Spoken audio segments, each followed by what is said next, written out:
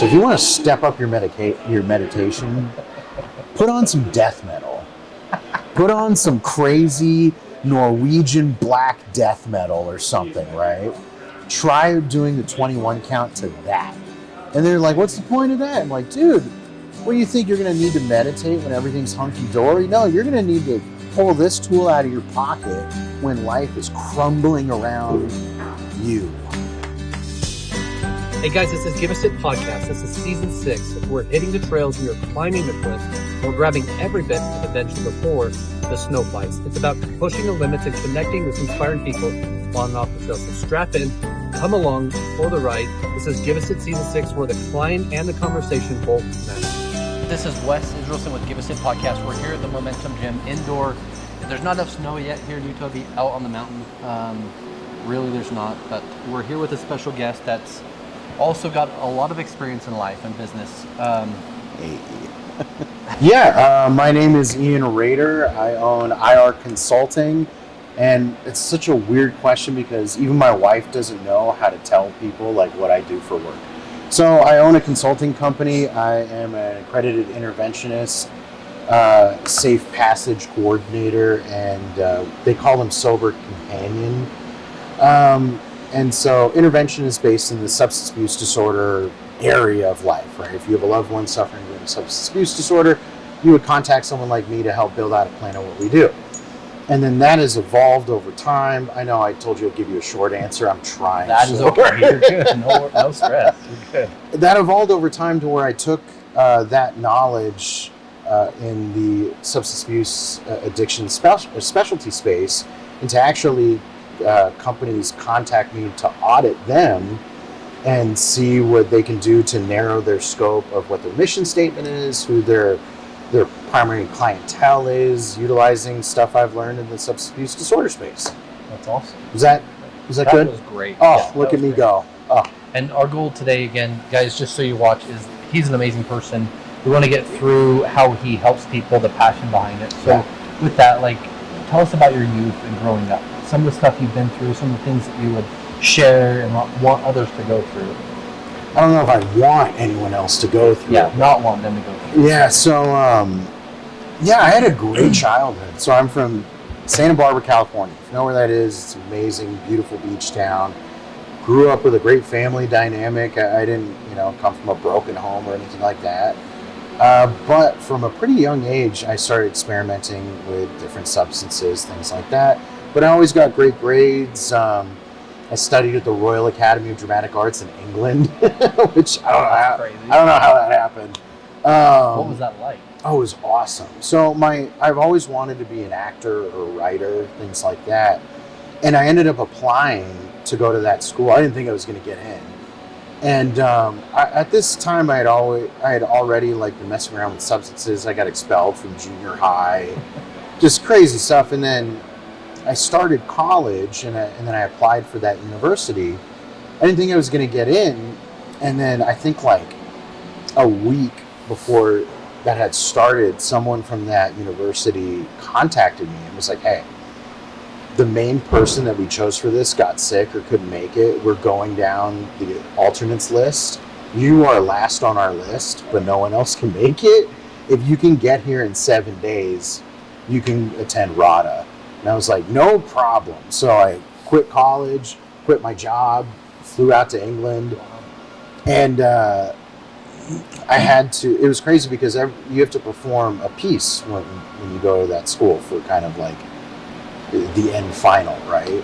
Everyone else in that school had gotten months to prepare their piece. I had gotten mine the day I landed.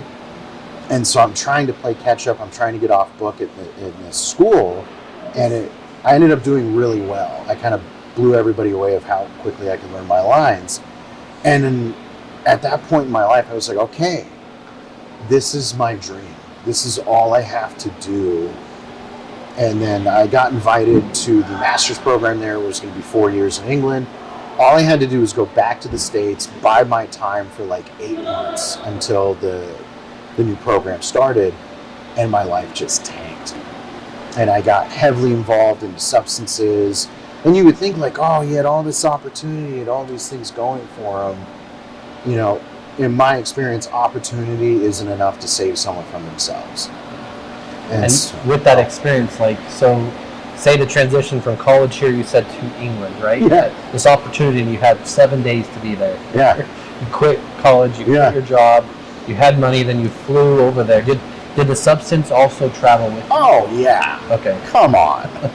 I mean, it was crazy because the piece I performed was Finn Kennedy's How to Disappear and Never Be Found Again, which is about a cokehead alcoholic.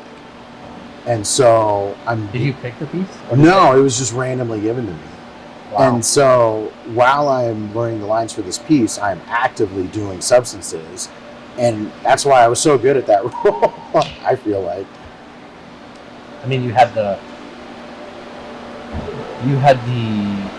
knowledge of it, right? I mean, not only did you not just you took it with you, but I'm sure you also found it there, right? Oh, yeah. I mean, it was very easy to find substances in England, if that was your question. I mean, in a way. So I grew up in Utah my whole life. Yeah. And I'm pretty sheltered. Cool. Awesome. Congratulations. Well, and I've seen some things, but I've never seen to the extent of that. So in my mind, I wouldn't think it would have been prevalent, but I also understand if you look for something, you're going to find it. Like if you go today, you say, hey, how many red cars did I see? Then you're going to start counting red cars. Yeah. So if you're looking, you will find it. Yeah, and regardless of where you are, Utah especially, and it's so funny when people think of Utah, there's substances wherever you go. There's substance abuse disorder, mental health disorders, wherever you go. And especially me being in the space that I occupy right now, people are kind of shocked. They're like, Utah? Oh, there's no way. And I'm like, no, it's everywhere. I don't care where you live. Yeah, obviously, it's more prevalent depending on where you are, what state you are, but it's everywhere. And then so, not make it back to England after those 8 months? I did not. What happened? I became homeless very quickly. So How old were you? So I got into that school just after my 21st birthday. And, 21, legally able to drink, which is crap, by the way, because I go to England and the drinking age there is like 18. So I'm excited. I get to a pub there and I'm like, I can drink legally, let's go. And I'm surrounded by high school kids, which was lackluster at best. Destroyed the experience for me. But no, and so I get back and I'm 21 years old. I get a job at a production company in Los Angeles and I quickly just destroy my life. I moved back into my family for a little bit. They could tell something was going on, and that's when I went to my first treatment center and I just couldn't get it, and for between 21 and 25 years old, I bounced around from being homeless, treatment center, sober living, detox, homeless, and the loop continued until finally I got to this breaking point. I'm not going to go through all the war stories and horrible things. Well, that's okay, because what I want to do is like, we're going to get to the business side. Perfect. Right? But I also want to say, what would you tell someone that's going, they're not alone, but what would you tell someone that's going through that today? So it's so funny, before this, I got off a client call. And just this morning. Oh, yeah. Guys, it's early in the morning. It's early in the morning. I don't sleep. So I'm running this back to back. So we had this exact same conversation, and it's usually parents who, am I doing the right thing? And did I do this right? When you're dealing with something like a mental health or substance abuse disorder, especially in the individual, there's no wrong answer, there's no right answer. It's the crappy part about this thing. I've known people who went through 25, 30 treatment centers and just couldn't get it. I know someone who went to one treatment center and something clicked and they're good now. I know someone who didn't even go to treatment and they were just able to take themselves out of it. So it's like, there is no right answer, and the only thing that I would tell someone who has a loved one, or even yourself who's dealing with something like this, is just be open to new experiences and ask questions and seek someone with experience, whether that's a trusted friend, a doctor, mental health professional, whatever it is. Because one of the biggest things that I had to realize in my own journey, and I had to help others realize in their journeys, is I'm not a doctor, I'm not a therapist, I'm not a crisis worker. And so for me, as the parent role, which I don't have kids, but looking through the lens of a parent, I lack the experience to try and help my loved one. And it is unfair to put that burden on me, and it is unfair to try and fix my loved one when I have that lack of experience. I think it's something important because if you go through the same thing, whether it's business or substance, right, and you're trying to help them even though you've never done it or don't understand. 100%. Right? If you seek counsel or seek someone who's been through it or someone who's recovered and can teach you some of the steps that help them. It's 100%. It's not just this works, you have to do it. It's I did this and it didn't work, or I did this and it actually helped. No, 100%. And that's oddly enough how. So my consulting company, it started off intervention, things like that. And then I had a friend of mine, we were having kind of a similar conversation. He's like, would you be able to use your same methodology for auditing my business using the same practices? And at the beginning, I was like, I've never done that before, but we gave it a shot. And I kind of audited the way he views his business, the way he views his clients. And from that, he was able to kind of bolster his mission statement and how he wants to go acquiring his clients and things like that. And then from there, he ended up telling another friend of his who's a business owner if I would do the same for him. And so now I get contacted by business owners to, in effect, audit them or just kind of ask questions so they can get a better understanding of who they think they are and either their leadership role or who they are as a business, their mission statement, their clientele. And so it's just kind of evolved from there. I think it's important because a lot of business owners are imposter syndrome, or they have loss of identity. They don't know what they are if they're not contributing, right? So that change of mentality of I am the owner versus I am working in the business is a lost art in a way. Oh, 100%. So you can help guide them through that. I wouldn't. I do my best to because I'm not even sure what I do in that scenario. But all I know is everyone who I've worked with, coming away from it, they feel like they have a more clear sense of what they do and how they fit in their own ecosystem, and that's how they interact or how the clients interact. And so, I guess, short answer, sure.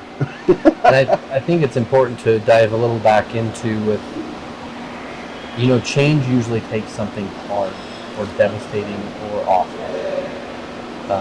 And most people don't like change, right? They revert back to what was normal or what they consider to be their maybe normal. What was it for you that caused you to straighten back out? There's a saying in my circles is, if pain was enough, everyone would get it. And it sucks to say that, but I forget the pain and suffering of a month or even a week ago. So if it was just based off of a horrible moment in time that got someone to redirect, everyone would be crushing it in life right now. Everyone would be, but my own personal experience, what I've seen with other people's experience, pain is not enough. Those horrible moments in time. So my pivot point wasn't my lowest. It wasn't the worst thing that ever happened to me. It was literally, I literally felt something crack inside me.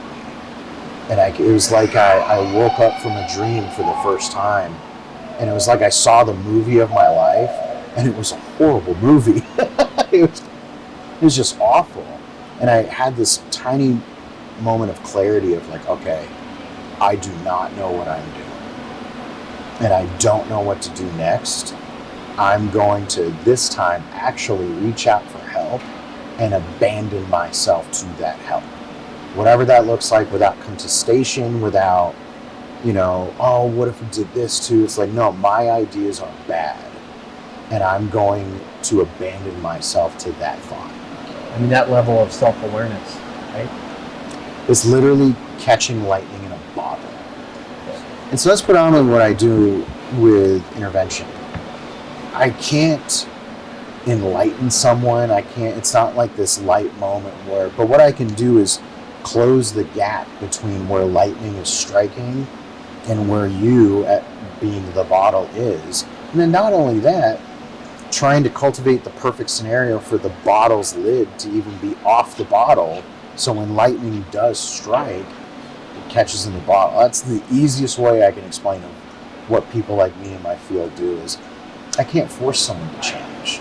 All I can do is move the pieces to a point where things eventually line up in the best possible outcome. I think it's important just to understand, like, it's not always the pain, right? And what you said is true. Yeah. And sometimes it is the pain, but pain is only momentary. Yeah. Unless it's your life ends, right? Yeah. Generally, it's just a period, and then it can change. Well, it's perception of perceived pain, right? Because there's that story, and I'm going to butcher the story. That's okay. But there's that story of the guy who tried to end his life by jumping off the Golden Gate Bridge, right? And he survived. And he talked about the second he jumped off, he realized all of his problems were solvable. And it's like, I have this pain, which is real or perceived or whatever it is. And to me, regardless of what it looks like to the outside world, it is real. It is my woolly mammoth, my saber-toothed tiger, right? And that pain, perceived, real, whatever, is so real, it distorts my... Do you know what beer goggles are? Beer goggles, right? Beer goggles, right? You drink, and then you think you're chatting up a pretty girl, and then you wake up the next day and you find out she's not as pretty as you thought she was, right? So when we talk about the perception shift, instead of beer goggles, it's fear goggles. My fear, my pain distorts the way I view reality. And have you ever made a decision based off fear or anger? A lot. How did it work out? Depends. It depends on the scenario. But if you go back to caveman days, that's how we were programmed. Yeah. I mean, it was literally saber-tooth tiger, woolly mammoth, or flight. Yeah. Right? But most of them were based on fear. But that's the rub, right? Yeah. So when we talk about adrenaline, we talk about the primal instincts, caveman time, right? We still have those components inside of us. There's no woolly mammoth. There's no saber-toothed tiger. It's just, but my body reacts to situations the exact same way as if there's a saber-toothed tiger running after me. And that's where that fear, that anger causes those fear goggles to come up. And it causes me to view reality extremely different. And so that's where I perceive the world's out to get me. My family hates me. I'm going to get fired from my job. My wife's going to leave me. You're like, whatever your thing is. And based off that fear or anger, I probably make decisions in the not most healthiest way. And that's where we talk about substance abuse. And you can use this on a broad term. Substance, the gym, working, making money, relationships, all of that, right? I'm trying to fix something inside me from an outside perspective, for using an outside tool, whether it's substances or whatever, because the pain, the fear, the whatever is distorting my view of reality to the point where I honestly don't know what's going to fix me, but I'm going to try whatever I can to fix it. I mean, it's intriguing. Like, I know you wear glasses, but I'm also thinking now, like, the perception of the lens we have. Yep. Not just that we have, but that was trained, taught, and educated by our family or our friends or our ecosystem that we're currently in, and let alone social media. Oh yeah, I don't want to go down that rabbit hole. But I think it's important that people understand too that it's the perception is. I mean, I do a great daily gratitude thing, and I pray for people or people that have died recently, or people going through cancer or something. Right. So it takes that lens and takes it off because it's not then just about me. 100%. Right. So, what is a discipline that you've built what is something that that's helped push you through? I mean, I understand the mindset, the change, that distinct, maybe lightning in a bottle. My version of prayer and meditation, honestly. And the reason I do a lot of other things, but specifically those. And when I say the word prayer, you could say the word prayer to 1,000 people right now, and they're all going to have their own version that pops in their head. Right? And so I'm not going to explain it because I want you, the viewer, whatever your perception of that word is, run with that. There's going to be times in your life where there's no phone to call someone.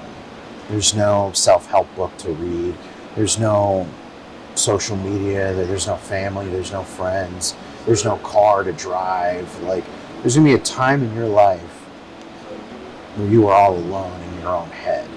And for a majority of people, that's a very scary thought. No distraction, no nothing, no TV, like just being alone. And the only tools that you can have at your disposal 100% of the time is your ability to pray and meditate. No one can take that from you. You can take that wherever you go. Even if you're lying in a hospital bed, all your limbs broken, you can't move, whatever. So that's why I'm a big believer on those methods, just because I don't need, of course, you want to add things to that toolbox. But in that moment of time where you are alone, those are the only tools that you can have on your person 100% of the time. It's just a matter of how effective am I and how sharp are those tools when I need to utilize them. I think that's a very crucial point, especially if you think of, I know you said you don't have children, but if as a parent you are stuck and you don't want to be in that same place and you're teaching your children to find it elsewhere, like, it's a very valuable point to meditate in front of children, to have a practice or something that you do daily that helps them disconnect from everything and just reconnect. Because the person that we talk to the most is who? Well, and the noise. All right, actually, if you indulge me for a second, there's a meditation practice that I've been doing for 10 years. It's changed. I love it. It's called. You do it every day? Every day. I do probably 3 times a day. Amen. Oh, man. So it's called the 21 count. It's pretty simple, right? Sit normally, hands on your knees, and then just breathe normally. You can either do it with your eyes closed or just a soft 6-foot gaze in front of you, not staring, just a gaze. And then breathe normally. Every out breath in your mind, you're going to count. So 1, 2, and you count all the way to 21. What's going to happen is on your count to 21, the mind thinks. It's designed to think. That's what it does. You don't get mad or frustrated at something doing what it was designed to do. So as thoughts come in your head, don't get mad, don't get frustrated. Just go back to the count.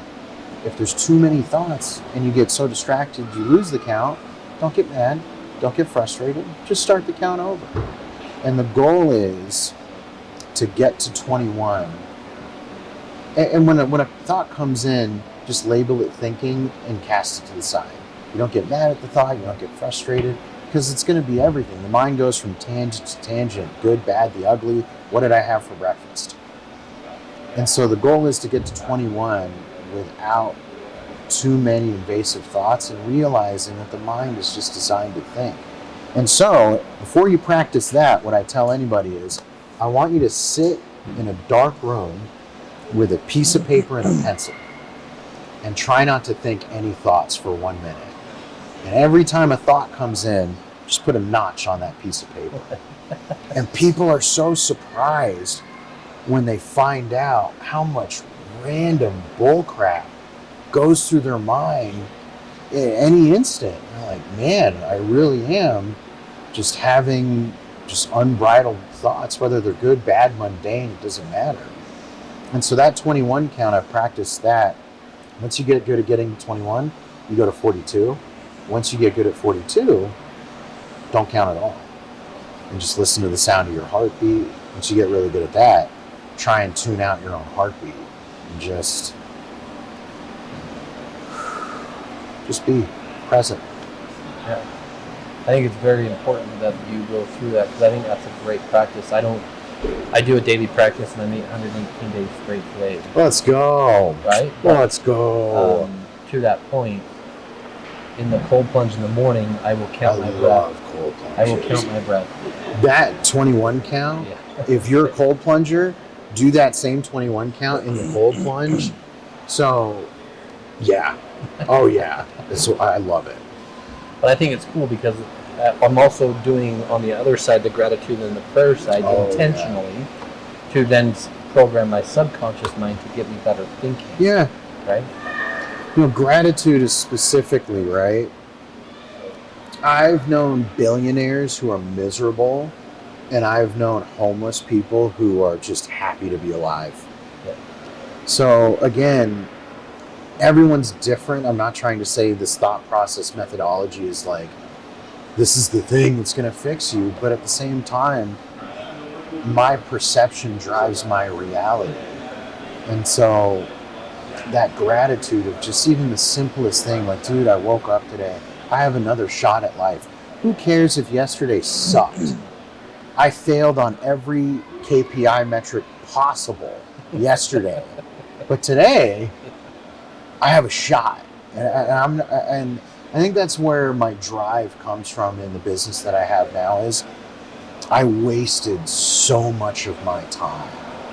I wasted so many opportunities, so much time to where even if today is a horrible failure of a day, tomorrow I have another opportunity, even if it's a micro strategy goal of success. And I listen to a lot of things. I consume a lot of content in the sense of to be better business and to overall just try to be a better leader, a husband, a father, right? Yeah. And one thing that I've done and try to do, not just try, but is I tell people, make your bed every day. Because if it's a shitty day and you come home, at least you've come home to a made bed. Well, it's funny. I do the exact same thing with clients that I'm working with, right? Not only the shitty day part, right? But accomplishing a goal, no matter how tiny it is, from the second you get up. And I understand being in the grips of depression, it's hard to even get out of bed. It's hard to brush your teeth. It's hard to take a shower. And people are like, oh, depression, just do it. And someone speaking, obviously, yeah, the goal is to get out of bed. But when you feel like the world is wrapped all around you and that woolly mammoth is sitting right on your chest and you have no reason to get out of bed, that pillow and those blankets feel so comfortable and so safe. And so just those micro goals of like, hey, I'm going to get out of bed and I'm just going to get up. I'm going to make my bed. I'm going to brush my teeth. I'm going to take a shower and I'm going to check those boxes just to tell myself, hey, I did it. I accomplished something today. And I'm not going to try and steal a little bit of this, but I put toothpaste on my wife's toothbrush every day for the last 2.5 years. Oh my God. And to the next level, I started with my princesses. That is adorable. But what's relative to that, but and thank you, I appreciate that. That's amazing. But what's relative is now that they are reciprocating. If I don't get there first, my wife does. And I call my wife my goddess, but if I don't get there first, my princesses do all of ours. Oh. So, and not just building a habit, but you're building a mindset that is awesome. Is, like you said, it's one little goal that I see they've done. That's so cute, by the way. Well, thank you. But my God. I just tell people, like, your 21 count. Would you tell them to try and do it for 30 days straight or 10 days? Like, what would you tell them just to get to see or feel different? The first thing I have them do is, for as often as they can, at least once a day, do the paper and pencil trick. I want to slam into your mind, and I want you to be fully aware of how much, how many notches are on that paper. Do it for 5 days. Once a day for 5 days, use the same piece of paper. And do it for 5 minutes. Just sit, try not to think any thoughts. How many notches are on that piece of paper? 5 days for 5 minutes for 5 days. In my experience, when I first started doing this, that paper was filled. And then once you truly understand, like, man, okay, my thoughts really do rule that side of me, then I would say, okay, do the 21 count and don't even set a real goal around it. Because to add to that too, people think like, oh, I need to practice meditation with like some lovey-dovey music or some Enya or whatever. When you need to meditate, work, for instance, right? Chaos. You had a big crazy day, whatever's going on, right? The moments you need to meditate are going to be when chaos is ensuing. So if you want to step up your meditation, put on some death metal. Put on some crazy Norwegian black death metal or something, right? Try doing the 21 count to that. And they're like, what's the point of that? I'm like, dude, what do you think you're going to need to meditate when everything's hunky-dory? No, you're going to need to pull this tool out of your pocket when life is crumbling around you. So if you want to step up your game, try that. No, I think but I love that, and I've been guilty of it. I'll put my AirPods in it sometimes at work, and I'll close my eyes and I'll count to 30, right? Oh, Most of the time I try and count with my breath to see my heart rate. Yeah. But I've never tried the 21 count or 42 count, or even just tried to count my heart rate, which would be interesting. Yeah. And just like, and I want to take your challenge, and everyone that watches this, like, take 5 minutes, do this in the dark with a piece of paper, and message us back and see how it worked. Oh, yeah. Like, I would love to follow that trend, because some people are like, I didn't have any notches. And I'm like, are you serious? And they're like, yeah. It's like, maybe they're being truthful. I don't know. But they're like, yeah, I didn't have any notches. I counted to 21 and it was fine. And then I have them, okay, think about that. Like, really, like, are you really thinking? And we're talking to even the mundane thoughts, like, oh man, when I woke up, I had a sandwich. And because the mind is designed to go from tangent to tangent. And maybe some people are just more zen than I am, and it's perfectly okay. I want to dive back down to the business side, right? And your goal, your change, this lightning in the bottle. Yeah. Why do you want to help people find it? I think the most concise answer for that is, I know what it's like. I know what it's like to have people say, oh, you had so much potential. I know what it's like to have people say, like, just pull yourself up by your bootstraps, or hey, why don't you just stop? Or, every time you choose drugs or alcohol, you're showing that you love the alcohol and drugs more than you love me. And it's just like, that's not true.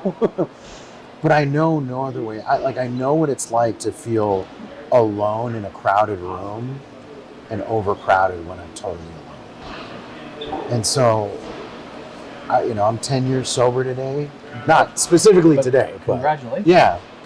No, 10 years sober. I'm a homeowner, a business owner. I'm married. Like, I live a life that I did not think was possible.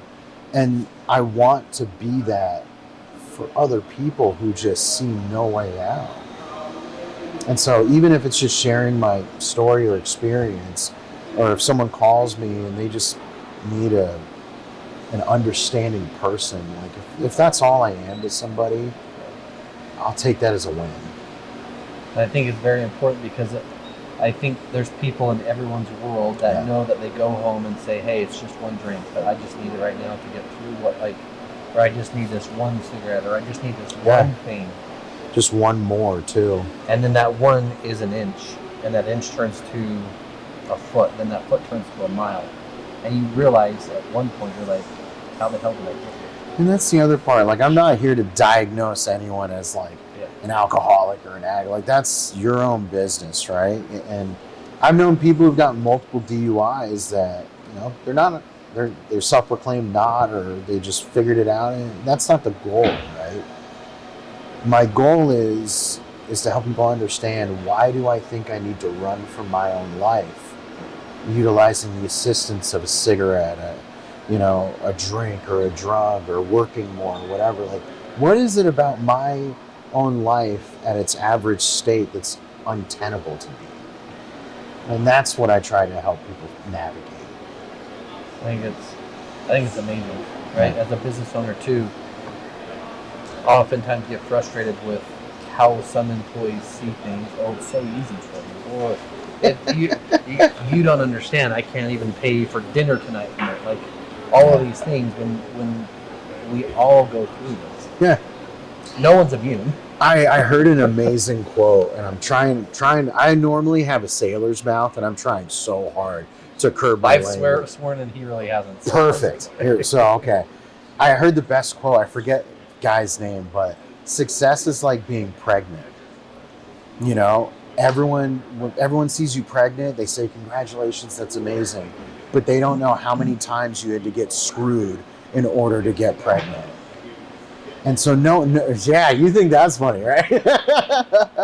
Well, no, and that's the case of like everyone sees success or whatever, but they have no idea that I had to go through hell and just so much days where I woke up and I was like, oh, today's the day I'm going to end my life. Right? And so I think everyone has to understand the human condition, even though individualized. Everyone's going through the exact same thing on different degrees or levels. And I try not to focus on others. I try to focus and audit myself. That's all I can do. And I think it's so valuable, especially with the practice I try and do every day. Not just try, but I do every day. Right? But what do you tell someone that's at that point and they have no one in their circle, their sphere, their area who can relate and they're even help them? There might be another way. So you got to give me more context. Meaning, like, is this dude an active alcoholic or drug addict? Is this dude just miserable? Or I mean, it doesn't necessarily. It could be anything, right? It could be from. It would change potentially the advice I would give. So if he's an active alcoholic and he's ready, I'm like, cool. We got to get you to detox or a hospital, you know. And then from there, potentially we'll look at different treatment options or whatever. But then after that is like really the most important part, right? It's about building a life around you that is self-sustaining and self-supporting from the inside out. You know, because again, I've seen billionaires who are miserable. And so it's a matter of, Aristotle always said, the unexamined life is a life not worth living. So we really have to do that inside job, that work of what is blocking me from living a life that works without the substance, without the thing. And then being willing to hunt that rabbit until you're at a point where, regardless of what's going on out here, it's like I could be homeless, I could be whatever, and I'm okay. And I try and tell people, like, I'm not here to try and change you. Yeah. I'm here to help you understand that we cultivate the next generation. So in my mind, the cultivation of that generation is off of our action. Yeah. Right? So it's more prevalent to me, especially with children or employees, that I don't just say the thing. Yeah. Right? I do what it is. Yeah, and especially from the employer standpoint too. I wouldn't be where I am if I didn't make a crap ton of mistakes. I thrive off mistakes. I thrive off bashing my head against a wall. So when we're talking about, you know, when I'm working with other people and they're working with me, I hate the view of I'm your boss, I'm your manager, or whatever, right? Like, honestly, I rely on employees more than probably they rely on me, right? Obviously, there's a paycheck involved and other things, but ultimately, like, this is a cohesive train moving in the same direction, right? We're going to fight. We're going to have different opinions, different worldviews. We're going to have different things, right? But as long as we're attempting to everybody to help grow us together, revealing me what I might not see about myself, a lot of the times people I'm working with, I give them permission to tell me when my point of view might be skewed or off. I want them to feel comfortable in saying, like, hey, no offense, I think you're completely wrong. Ultimately, yes, I am either the owner or the CEO or the boss, so ultimately it is my decision of where we go, and hopefully my employees, regardless of what happens, they're like, okay, I gave you my opinion, you're going in a different direction, but I appreciate that we're able to have this discussion, and we'll go from here. I think it's very valuable that you said, hey, I give you permission. Yeah. Okay. Some people need it, some people don't. But, Oh, yeah.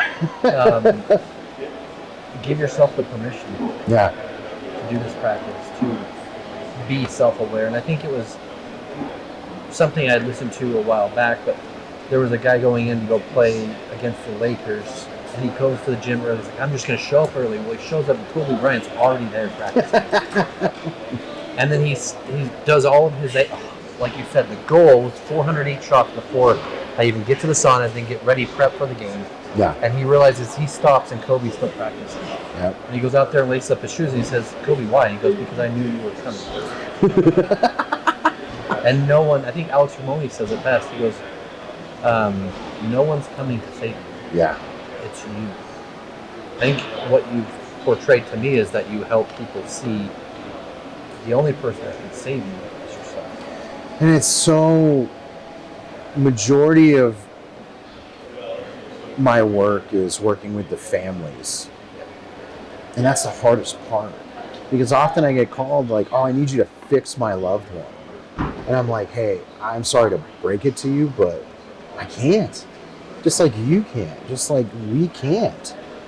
My goal is to help navigate this chaotic road that we're going to be going down, right? Part of that is learning boundaries. Part of that is learning more about you, the individual, and realizing that you're not a doctor or a therapist. And even if you are a doctor or a therapist, it's outside of your purview and scope to assist someone you have direct family involvement with. So regardless, you can't help in this situation. I'd be intrigued to think what your thoughts are on, I went through an exercise and I tell people about it when we get to a point similar to this. Yeah. I've written my own eulogy. Damn. And to the extent of I believe I know who would be at the funeral. Okay. I believe I know what they would say. I believe I know what my kids' kids would say. Oh. And the impact I want or will have created. Right? And to that extent, I'm thinking here and not in the present. I like it. And I'm curious on what your thoughts are, especially for how you help people today. You know, I've done that before.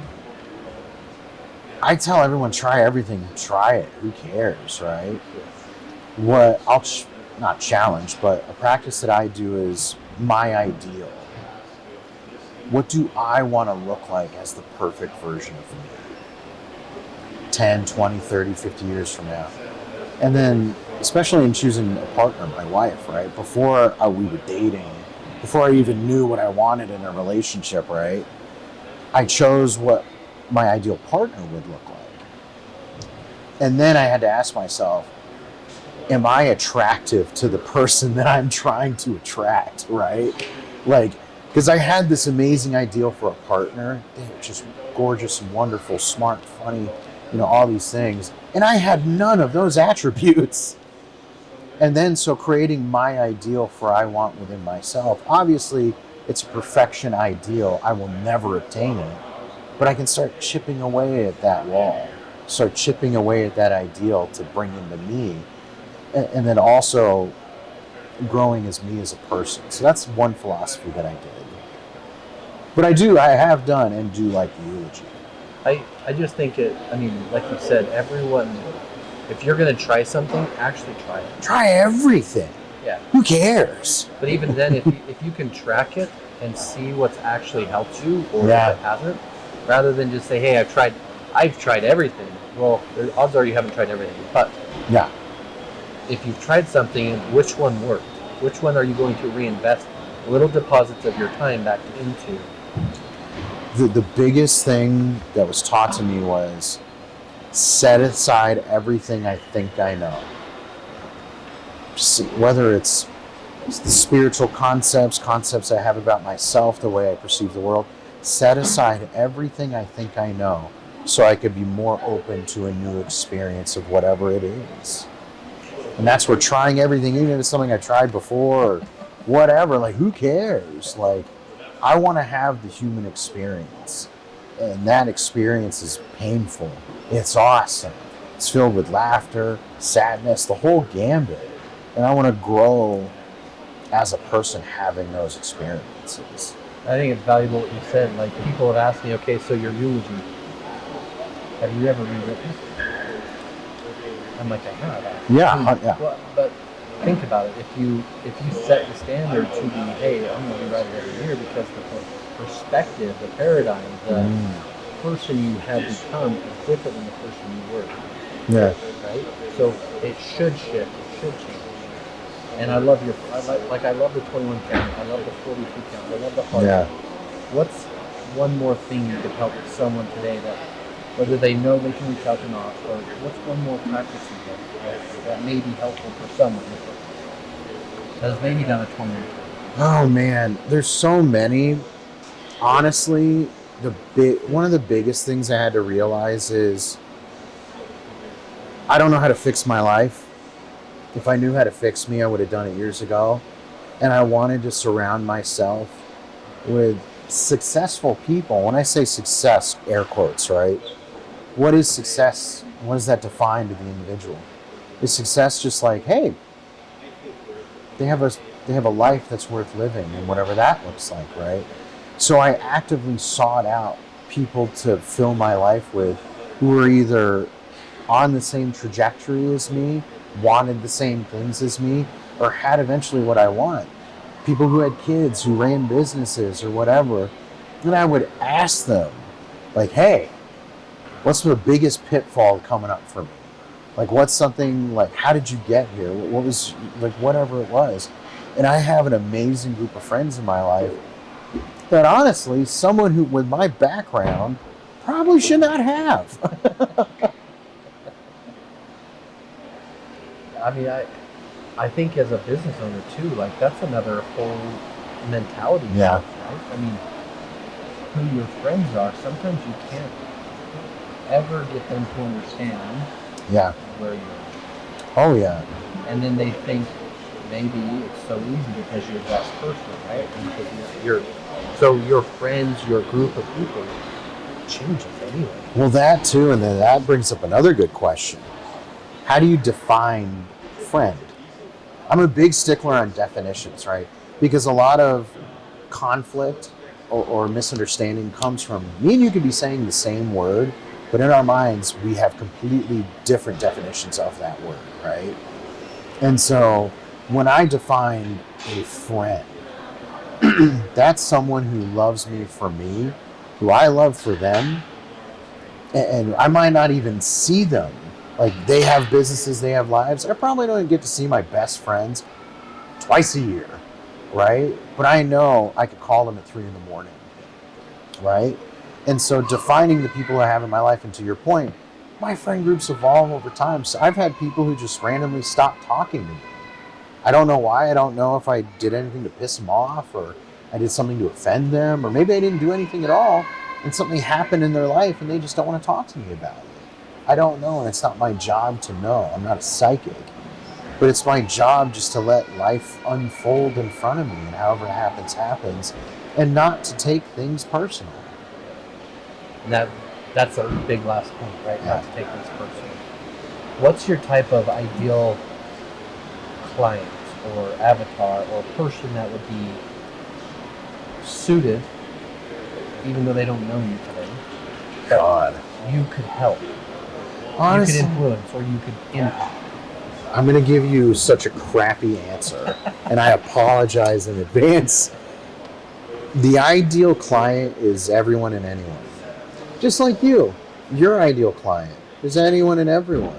Regardless if it's in your direct business, or if it's just like, hey man, you want to get a cup of coffee?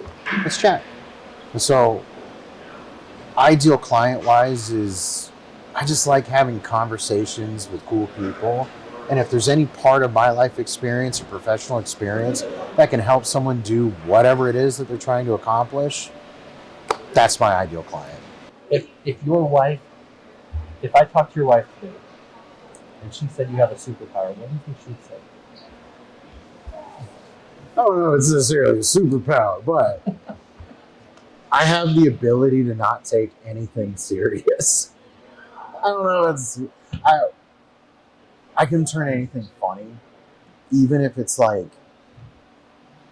again, I don't know, this is a superpower, but this is just what I assume she would say, is I can be the Rock as well as not take anything seriously at the same time. We like something crazy, gnarly bad happens. Cool, we're gonna get through this. It's all good. And then I'll make a crappy joke about it. It's like, hey, there's no big deals. It's fine. Like, we love each other. Regardless of anything, whatever happens, you lose your job, I lose my job. Like, whatever it is, we're going to be fine. So again, I don't know if that's what you would say, but I hope that's what you would say. Love you, baby. Hey, babe, guess what? I love you more. In the end, I win. That's all right. We do this thing where if one of us says, I love you, we have a small window of time to say that phrase. So we end up doing it right when I'm about to hang up, or if one of us is leaving the room. So that way I can say it and I win. I'm going to say amen. Amen. Because ours is always, forever, and one of us will add more. Always, forever, and more. So we actually have, I'm not wearing it right. We have them too. So we have pendants, which is my wife has my fingerprint. I have my wife's fingerprint, and I stole this from Braveheart, which is, I love you, always have, always will. Any final advice, or how do people get a hold of you? Like, is there anything you would like to add, right? Other than your beard is cool? Yeah, no, beard's great. Shout out Beard Life. And final advice, no matter what you're going through, no matter what's going on in your world, just stick around long enough for miracles to happen. That's literally it. Just stay as long as humanly possible. And don't be afraid to talk about it. So many people go through life thinking, I have this thing. I can't talk about it to anyone. They're not going to understand, or I'm ashamed, or whatever it is. Like, nah, we're talking about your life. Who cares? Talk about it until people are sick of hearing of it. Because if by that time you will have gotten so comfortable with the thing that's making you uncomfortable, it's not going to be destroying you anymore. And as far as getting a hold of me, I'm active on social media at Ian Rader. You'll see the bald bearded dude with a really hot pink haired lady if you look for our social media picture. I also wrote a book called The Big Bitter Book, How to Stay Bitter and Resentful. It's a satirical self-help book on how to stay bitter and resentful. You can find that on Amazon. And social media is probably the easiest way to get a hold of me. That's awesome. And we didn't know each other before really today. I mean, yesterday on the phone a little bit, right? But yeah. What was this experience like for you? I love this. This is like the minutia, right? This stuff right here. You meet new people, you learn about stuff, you share experiences, right? Because it's through this where it's like we kind of start to see of like, dude, we're all just screwed up. We're all just people trying to figure this thing out. And on the surface, below the surface, no one has any idea of what we're doing. We can try and tame the jungle as it was, put a road through here, a building over here. At the end of the day, we're all just trying to make it through this life the best we can. And so we humanize everybody and we have normal conversations. And it makes it more tangible, I guess. Well, thank you. I want to say thank you from Russ, but thank you for you and your time. And thank you for giving us the podcast. Appreciate it. Thank you so much. Guys, this is Give Us It Podcast. Please share this with someone who's going through something, regardless of what it is, and let them listen to some advice from someone who's been through a lot.